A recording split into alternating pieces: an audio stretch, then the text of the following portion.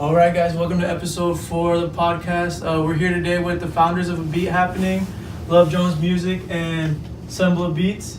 So, guys, how's it been going? Great, yeah. Busy. We took the winter season off to kind of plan for the next year, and now we just back in busy mode again. Gotcha. So, you guys, how long have you guys been doing ABeatHappening for now? It's gonna be 2 years in June. Yeah. 2 years in June. Gotcha. So, what got you guys inspired to start doing that? I'll let you start.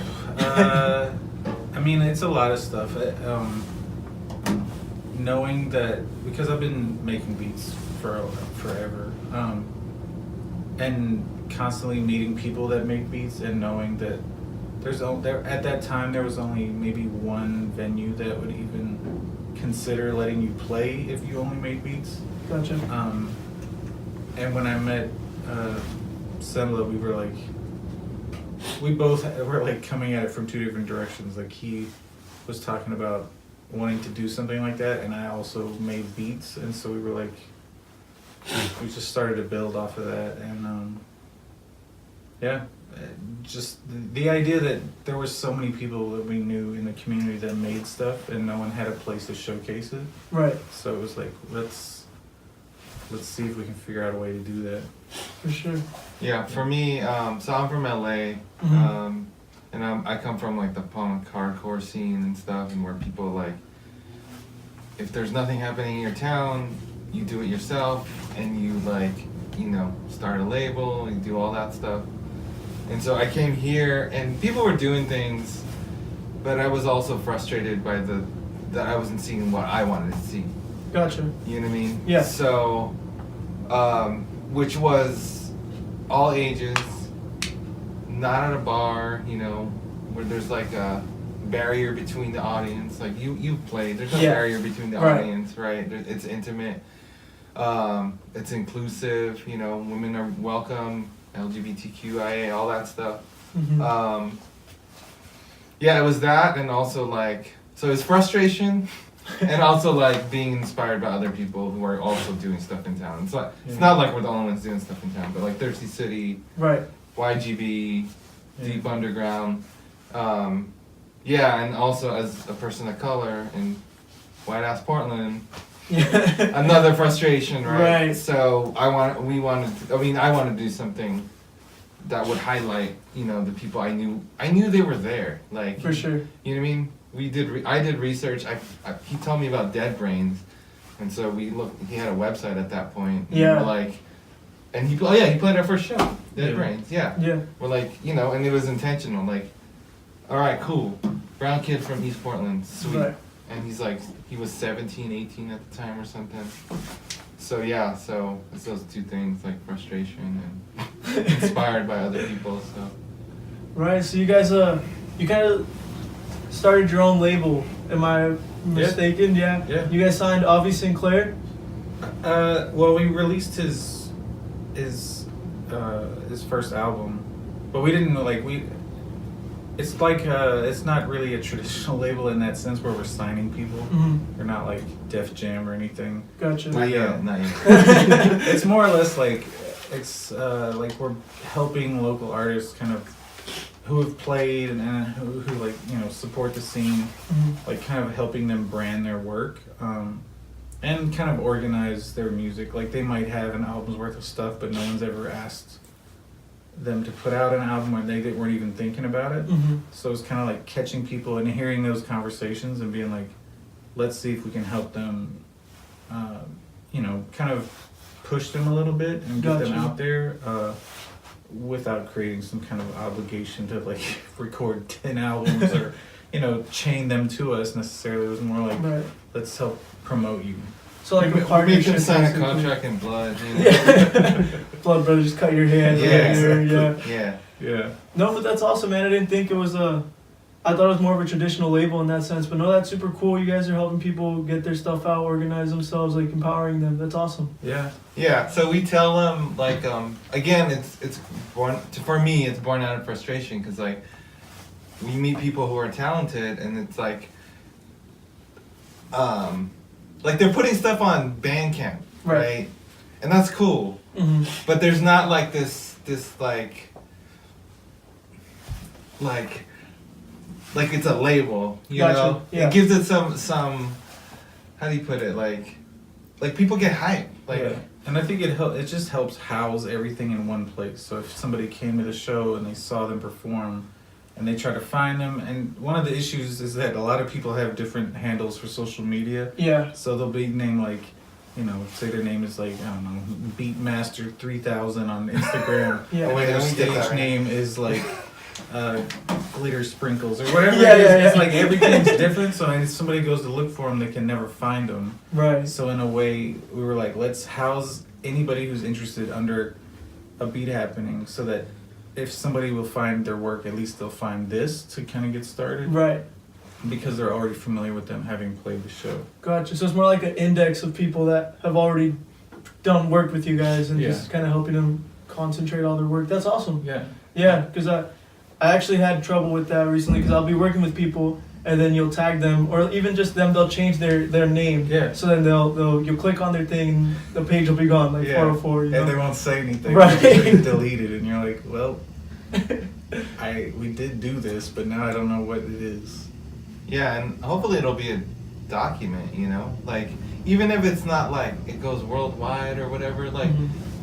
people are interested in music and we find music all over the places, you know? Hopefully somebody finds it and just be like, oh shit, they were doing stuff in Portland, you know?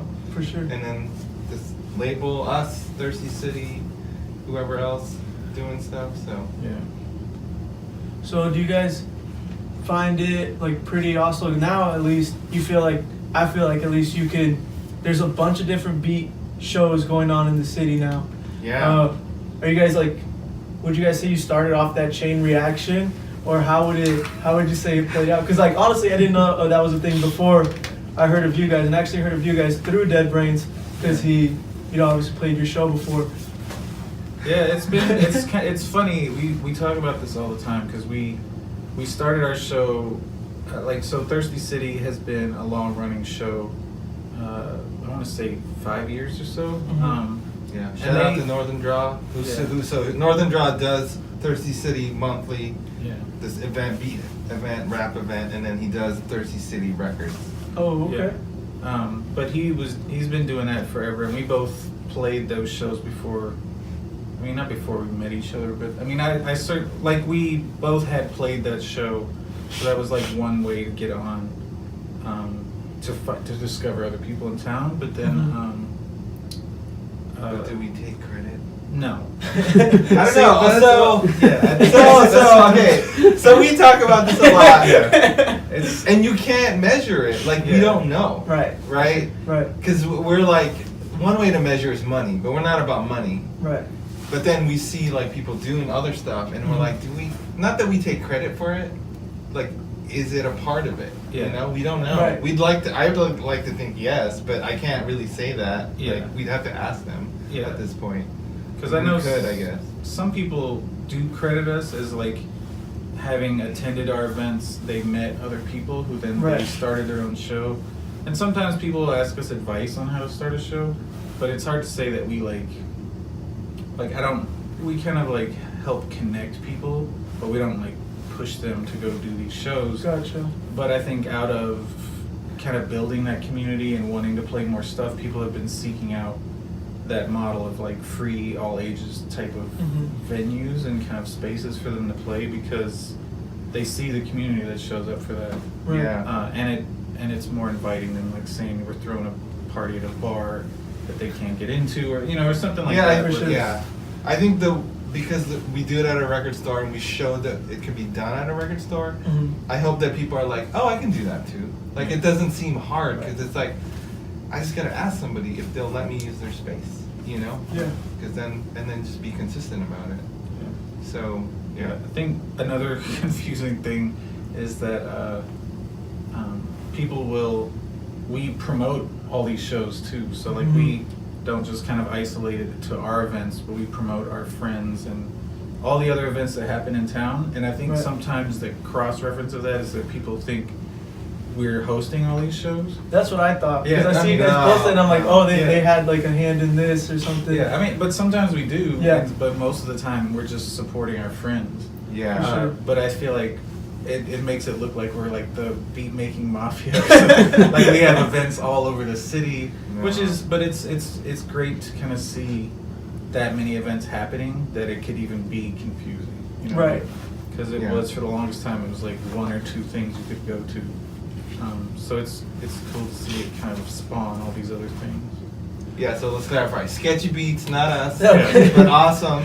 Yeah. Sunday Thirsty- Chill, not us, but awesome. Great. Thirsty City is definitely not us, but awesome. Yeah. Was there anything else? Let's claim something that's not ours. I We do the thesis. I'm just kidding. We don't do the thesis. Yeah, but like we Thesis is play awesome, it. though. Like a lot of times we'll do kind of these one-off shows at like My People's Market. It's something we had a showcase for the last few years.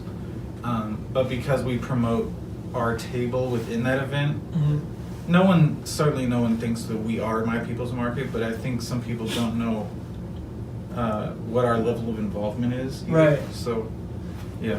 It's So yeah, just- because that's like my problem at least. I can't quite tell where like you guys start and like the other people end, you know? Yeah. But no, that's awesome, man. I think a big part of what you guys do is just building the community, like you said, and it's been awesome, especially just me like being on there and you guys give me a platform to perform my beats. I've met new people, I've sold more beats to people. It could definitely help me out. Just having a platform you guys Good to gave me. No, that's great to Yeah. know. And another thing I wanted to ask you guys was, how did it come to be at Future Shock? How did that connection happen? I mean, well, for me, I've gone to record releases there before. And when I first moved to Portland, one of my friends took me. It was like the first time I asked about like, where do you buy records? Like, what's anything hip hop in the city? And he took me to Future Shock, and I saw, the records. They had merch, they had toys, they had all this kind of stuff, and the owner was really supportive and open, and like recognized everybody when they came in if you're part of the scene. Mhm.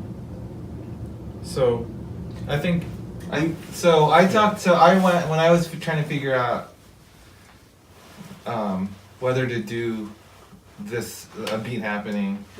I asked people in the community because again I'm from LA. I'm not just gonna come in and be like, I'm gonna do this thing because I want to. Like Right. I was asking people if there was a need for it, and like Northern Draw from Thirsty City, he was very supportive. But I talked to this dude, Dr. Blood Money. He's a rapper. He's from LA, and he lives. Well, I don't know if he lives here now, but anyway, he was here.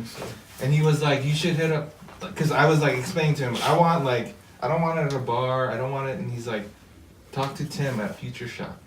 And I'm like, oh yeah, I've been there, like, it's a hip hop, space. And I thought it was such a great idea. So it's funny because I met him, we talked about, like, I want to do this thing.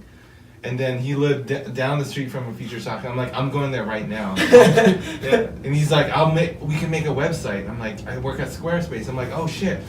Yes, like the stars are aligning. So I went over to Future Shock and I dropped names because he didn't know me, So I dropped name. I'm like, I dropped Northern Draw's name.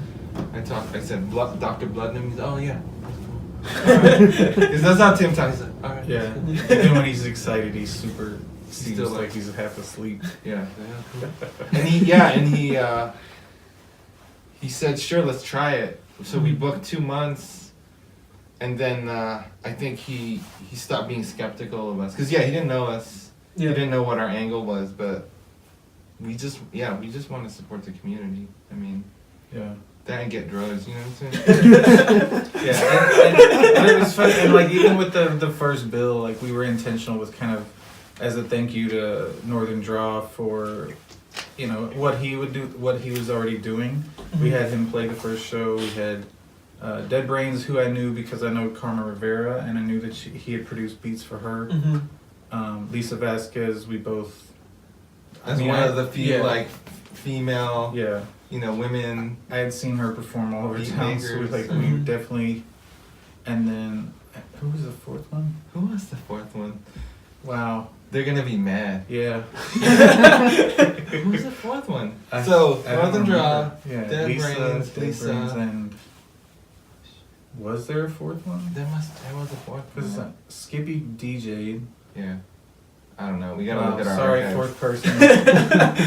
It was It's on 2 the years website. ago. We'll It's put on it the in, website. yeah. We'll find it. We'll We'll put it find in it. our No post. worries. Yeah, Here we go. Here we go. Honorable mentions. I got it. Dead Brains, Lisa, Northern It's Draw. gross. Oh, that was it. Oh, okay. there was It no was just fourth one. three, All yeah. Oh right. no! Oh yeah, there was no because I wanted Thoto, but Oh, we couldn't yeah. do it. Photo Wang. That's right. We only had 3. That's fine. That's right. Because he didn't, yeah. we put him on the flyer and then we never heard back or something. And so- Yeah, I think that's what happened. yeah. Because it was the first show, we were just like, let's just go with who said yes. Yeah. So you said you're from LA. Are you from Portland? No, I'm originally from Kentucky, but I was living in New York before I moved out here. Yeah, I used to work at Squarespace, and they opened an office out here in 2014, so I moved out here to kind of help set that office up. Mm-hmm. But because I was not very heavily connected, but I knew the hip hop scene in New York, Mm-hmm. and I had been to events like Beat Society is like this, I would go there and see like Pharoah Monch and Apollo Brown and Illmind and all these people just playing beat sets at these shows, and I Yeah. was like, I want to do that. Like, I would love to be able to do that out here, and so I just kind of carried that idea around for a while. But yeah, I try to like recreate the things I loved about New York out here, Gotcha. or at least in my mind.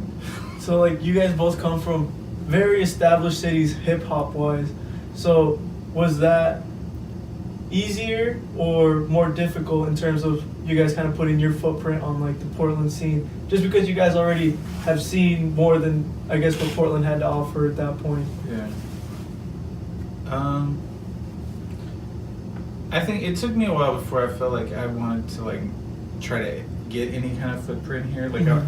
when I first got here, I used to run a blog that like 7 people read, but it was like this way of kind of reviewing and checking out scenes, whether it was in New York or out here. And so I started trying to look up hip hop shows, and really the only one that I ever found was Thirsty City or The Thesis. And so Mhm. I went to those shows a few times, and I was like, I don't know if what I do fits in here, but I reached out to Thirsty City or Northern Draw at Thirsty City, and he like booked me, a few months out. And seeing that show and playing that bill kind of helped me get an idea of the vibe of the city. Gotcha. So then I was like, well, I have to. That helped me kind of figure out where I fit in terms of my beats and the style of MCs, and the kind of the general. If there was a certain vibe of the city. For sure. Yeah, I don't know. I don't know if I came out here with any kind of like, I'm gonna run this place or anything. But I just wanted to get a feel for what was already happening before I ever tried to jump in. Right. And how about for you? How was that experience? I think living in LA helped me, like being in the punk scene and living in LA where it's super competitive. Like I didn't do shit in LA. I mean, I did music and I was Mhm. part of a scene, but I didn't do as much as my friends because everybody's doing it over there. Or not everybody, but there's a lot of people doing it and it's very Right. competitive. Mm-hmm. So coming here, I did have knowledge and some skills. I did find it easier. Gotcha. Here. Like there's gaps to fill. Mm-hmm. So people listening, there's gaps to fill. Like Dimes is doing this podcast. There's a gap to fill. So all you all need to Right. think about that. And like where do you fit into this scene? Because man, we're trying to build it. So. For sure. So yeah, so I found it. I don't know if easier is the right word. There's just more space to do it Yeah. Gotcha. in Portland because it is a smaller city. So Mhm. Yeah, and it felt fairly supportive, even if you were doing something that was kind of out of left field. Like people Yeah. were like, "See what you can do," So we. yeah, some people are Sure. hungry for something Yeah. to happen. I Yeah. think like. Yeah. So I think that's partly the label. Like the label is a test. To be honest with you, it's like we're putting out only like we're only putting out tapes. We're only Mhm. putting out 25 because I've done this before and I hate like wasting money on on tapes or whatever, and they're just sitting there. Yeah. You know, so it's a test. Like, I'm trying to be smarter about it. We're trying to be smarter about it. I'm like, do 25. The first one sold out. Yeah. You know, Vibra's, you know, got some pressure because his shit's got to sell out. You know, and then, and can we? We're gonna say, all right, we can say Dead. So Dead Brains is our third tape. Yeah. Hopefully, now the pressure's on. You gotta do it. Yeah. Everybody buy all of the tapes coming out. Yeah. So it's like a test. Like, He's outside right now. You guys gotta bug him about it. Cool. We can oh do it yeah, in sweet, person. yeah. But for real, like, it's like what you're doing is very admirable, because that's Yeah. one of those things that's like, again, you know, one of the reasons that we film all of the events at ABeatHappening is to archive it for that very reason. Like, people might come out here, don't know what's happening, and if they find it, they see this, like, you know, 2 years worth of videos of people making beats. Maybe they never heard of any of these people, but there's a record of it. So what you're doing is like, it's great to see that, and you're like mixing it up, and just, you know, whether you start with friends or it branches out, like, you're building an archive of stuff, and it's great to see that.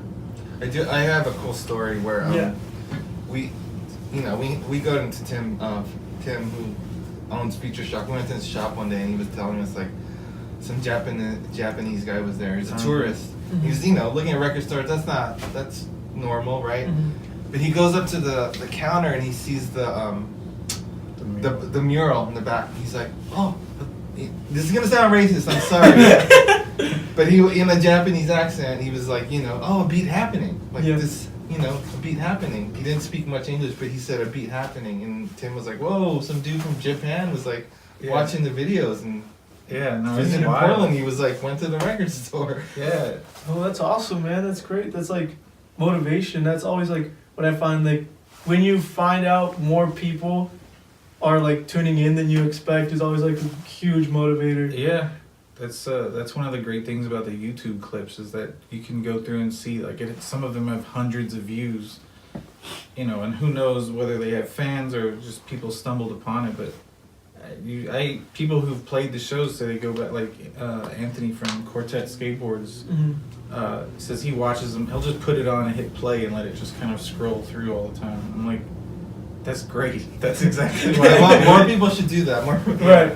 YouTube.com/C/ABeatHappening. Right. Don't forget that C. Go watch, like, what is it? 2, 4.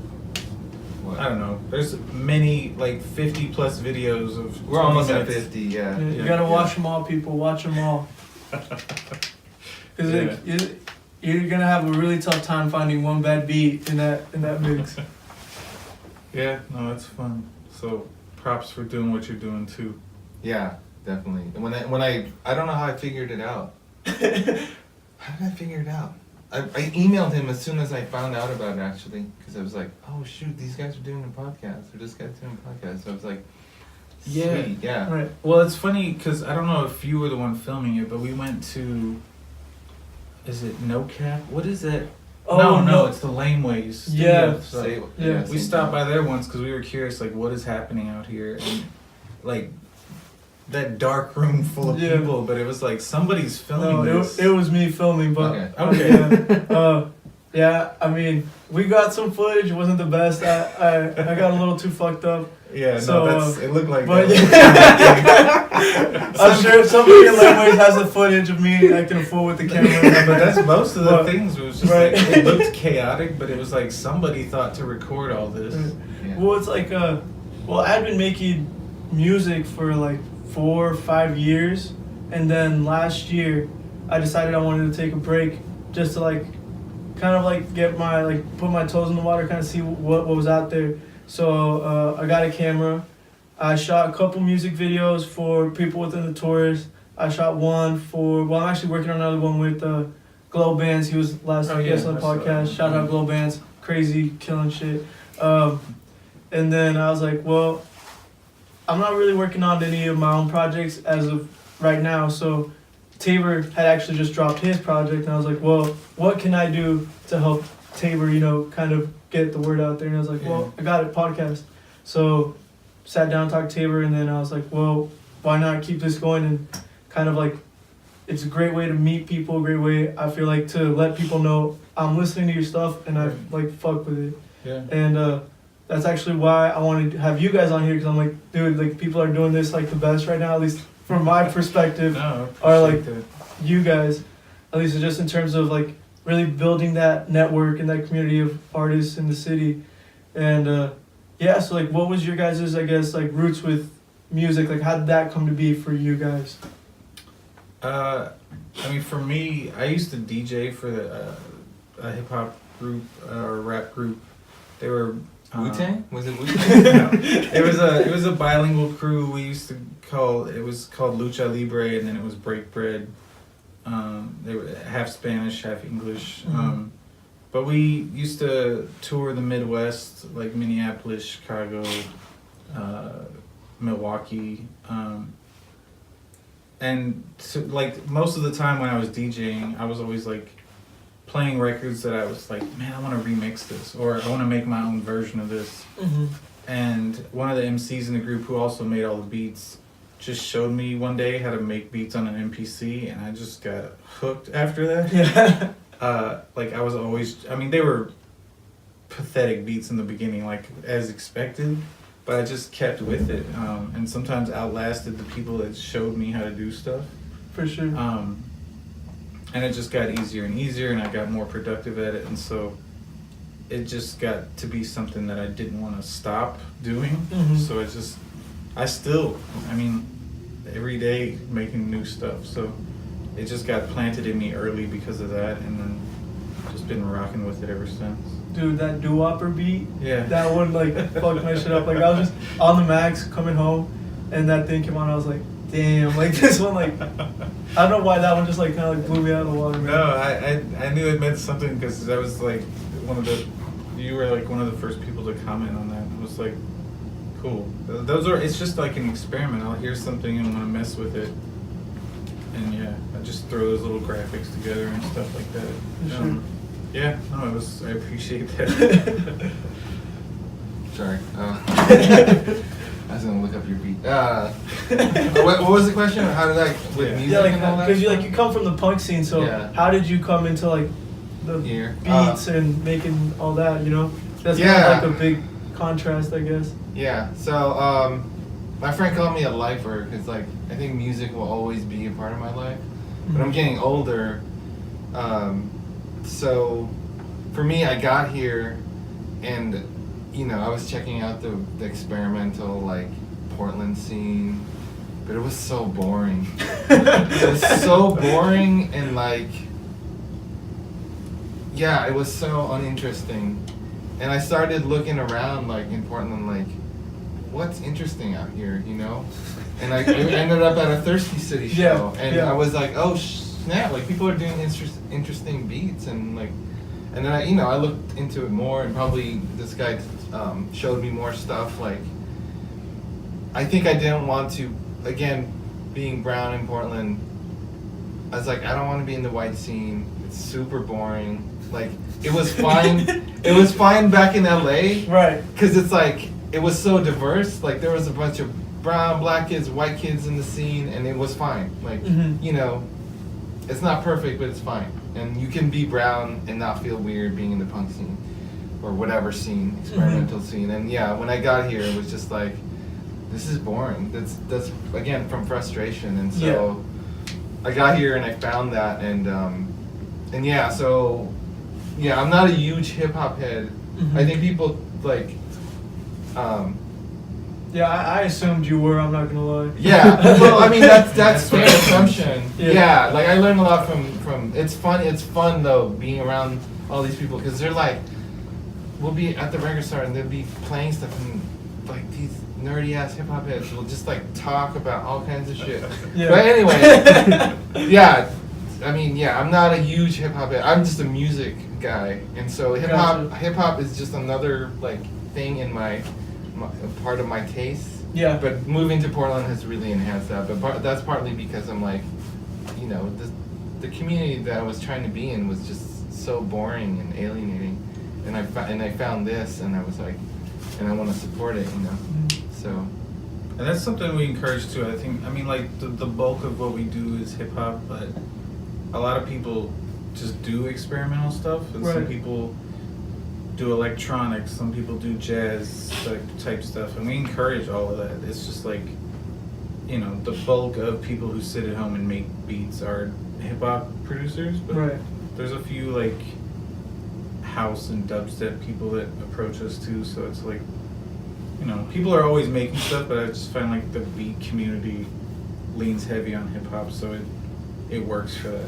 But we don't like limit who gets to play at the shows. It's just that's the bulk of who makes approaches beats? us, Yeah. So like, are you more of like a crate digger person, or like how would you describe like your approach to making a beat? Yeah, I mean, I think I'm just always been hooked on samples. Like I'm just, whether it's records or just listening to music, everything kind of inspires me, especially, like, you know, again, from DJing, like hearing something and being like, I want to make my own version of that.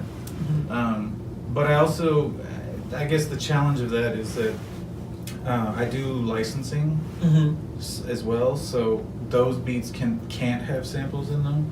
So I will often use sample free or original instrumentation to make beats, which is a different challenge. So, you know, even though I love sampling, and that's like 99% of what I do, whenever I'm kind of making something for licensing, I'll have to use, you know, like non-sample based music. So I like the challenge of that. It just sounds sonically different. So I'm trying to like find the middle ground there, which is difficult sometimes. But So for like licensing and stuff, I've always had this question. yeah. How does interpolation work? Like when somebody, like, you hear a sample and then you remake it, what happens there? Oh yeah. That's a good question.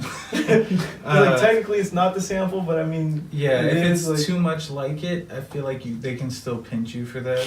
Yeah. But if I it's feel like that's inspired by, or it's just like a different note off, because like in the beginning, I remember there's a musician named Andrew Bird, and I sampled some intro to one of his albums. Somebody heard it, Sorry. and wanted to use it for like a car commercial or something. And they're like, but does this contain samples? And I was like, yeah, it's like mostly a sample.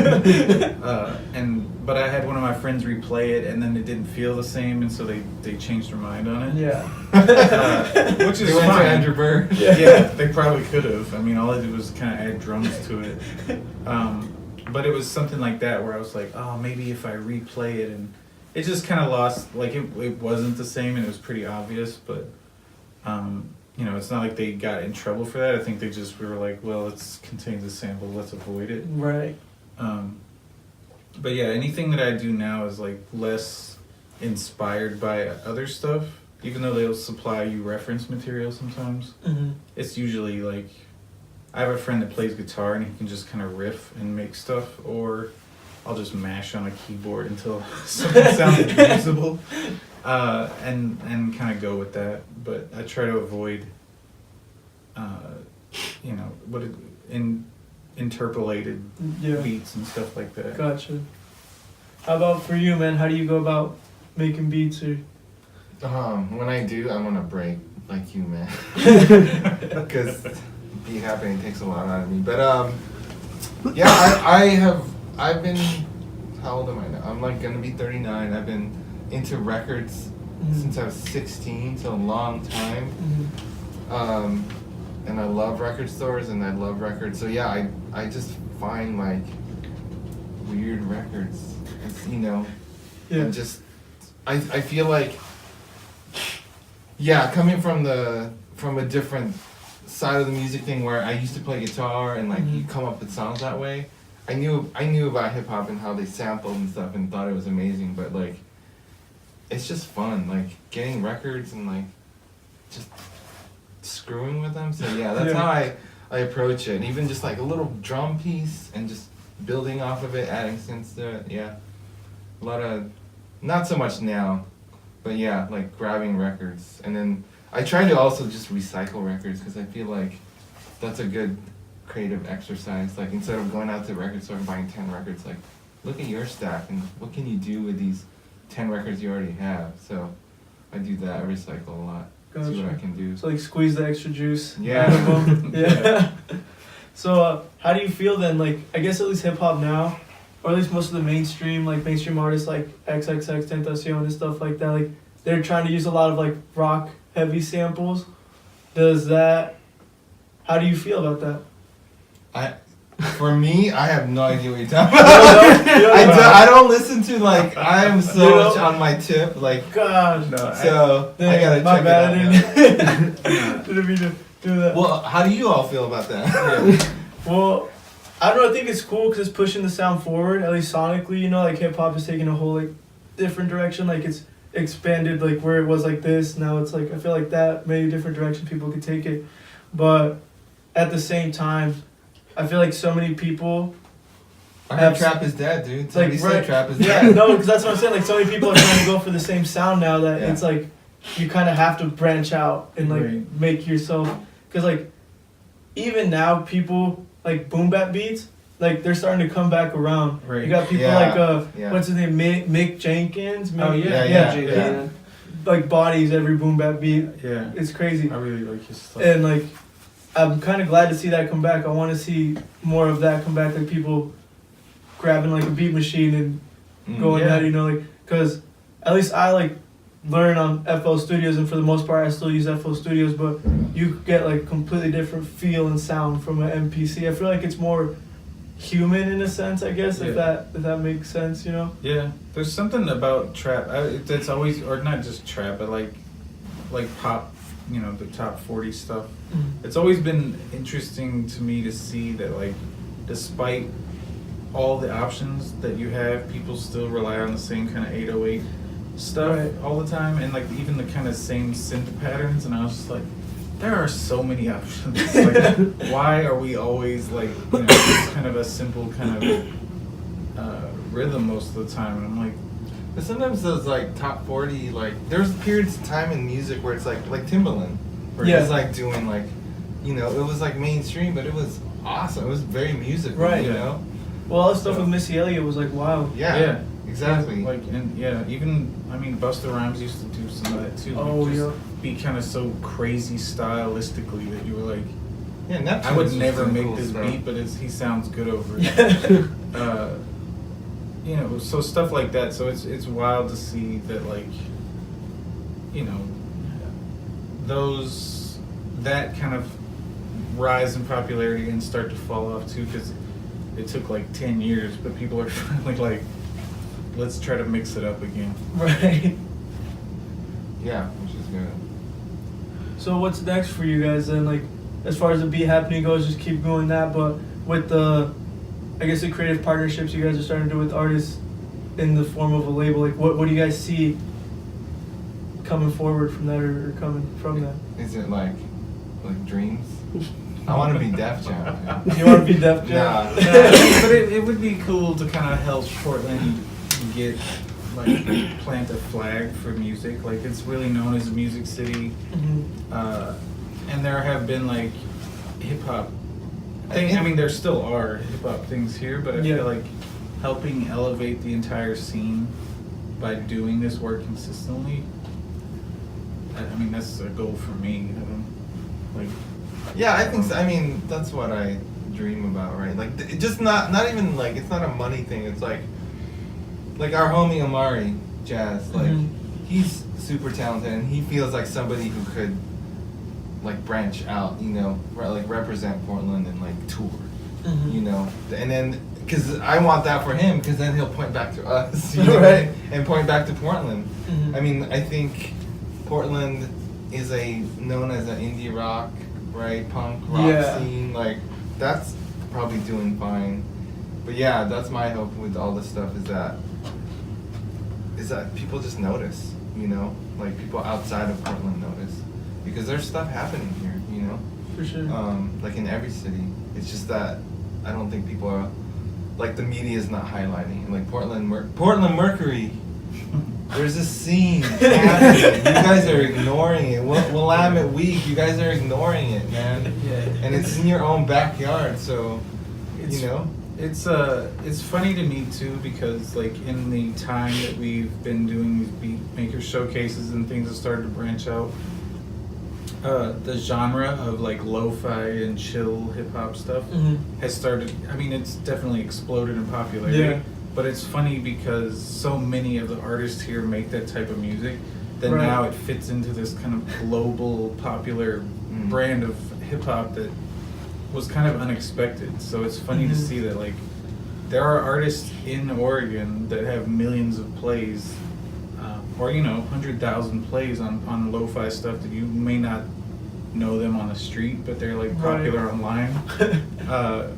Which is it's cool to see, but it's such a kind of unexpected genre to kind of emerge out of hip hop that I'm like, there's a lot of that here. And so you play beats at all these shows and people are like, they want to know what it is so they can listen to it while they study or do whatever, whatever it is. But like I meet a lot of like Lyft drivers and Uber drivers who listen to that type of stuff. And every time I get in the car and I hear that, I try to recommend a Portland artist. Because I'm like, if you like that already, then listen to the people who are in this city. I feel like seasonal depression I was disorder just has a about lot to to say do with that. that. We're all sad What was here. it? so- Seasonal affective. Yeah. What is it? Seasonal affective disorder. Yeah. Yeah, we're all sad here. So. Yeah.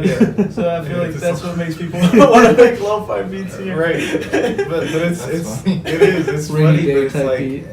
it's accurate too. Like people want to stay in that kind of vibe through the winter, Yeah. and then just by default, that makes everything popular, even though it's made from sadness. Yeah. It's like they can celebrate it somehow. Yeah. Besides the lo-fi sound, what do you guys think is uniquely Portland in the scene, like compared to other scenes? That's a good question. Like in terms of like what Portland stands out for? Yeah, or like in maybe sonically, or just like in how people present themselves in Portland. I mean, it's almost that it's kind of genreless. Like it feels like everyone's so supportive, or at least in the communities that we were running around in. That I can name, like, I think Amenta Abiotto is going to play the next Beat Happening March 21st. I think she represents something unique in Portland. Brown Calculus. Yeah. Like, I think they're getting there. Like, they have, it's like jazzy, but then, Andre's such a, like, nerdy beathead. Yeah. That comes through. But then Vaughn is such a charismatic singer, like, it's very unique to me. Yeah. But I think that's what we're hoping, I guess, is that something emerges from Portland that, like, is unique to Portland, Like, we're not, like I think there is this, like, we copy LA, we copy Low End Theory, I mean, yes, we are doing that, but let's move beyond that, So that's the hope. That I'm hoping we hope somebody starts Witch Trap, what I'm saying? Yeah, we were like, because Portland's known for witches. Like Wiccan trap. Yeah, Wiccan Trap. Yeah, like just invent some kind of crazy genre that makes it just Portland specific. Yeah, Wiccan Trap. Yeah, I like that. That's better. Wiccan Trap. Yeah. So you guys are working on getting like a festival together, like a 2-day event going. How are the like challenges of that? How has that come to be? Oh man. Oh man, that's a big deal. So, I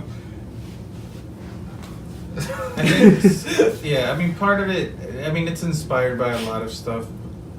Partly a celebration of our 2 years of doing this. Yeah. And we wanted to like pay back the community that's helped us build this and support it. it's also a statement. Yeah. Like, And the yeah. I mean, go ahead. I mean, like, like again, there are stuff that we're doing is not super unique in Portland. Mm-hmm.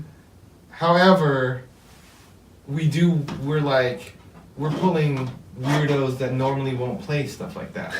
You know what I mean? Yeah. Like I'll say it like tourists, like you guys. Yeah. I don't know if you guys would get invited to at some point to like Portland PDX Pop, Pop PDX Pop. Oh, probably not. No. You know what I mean? Like, they have hip hop there, you Right. know. Yeah. But it's like people who like are kind of established or like are good at like grinding and stuff and good at like the whole handshaking thing and Right. you know, nothing to take away from them because they are talented people, but like we're coming from a DIY like do it yourself, you know, for me punk kind of thing, and we're like Mhm. let's do our own thing. Nobody's helping us with it like money wise, we're doing it all ourselves. Yeah. Mhm. And so yeah, it's kind of a statement that we want to make partly, and for sure a celebration. Like we're trying to throw a big all ages party, you know. Yeah. But like yeah.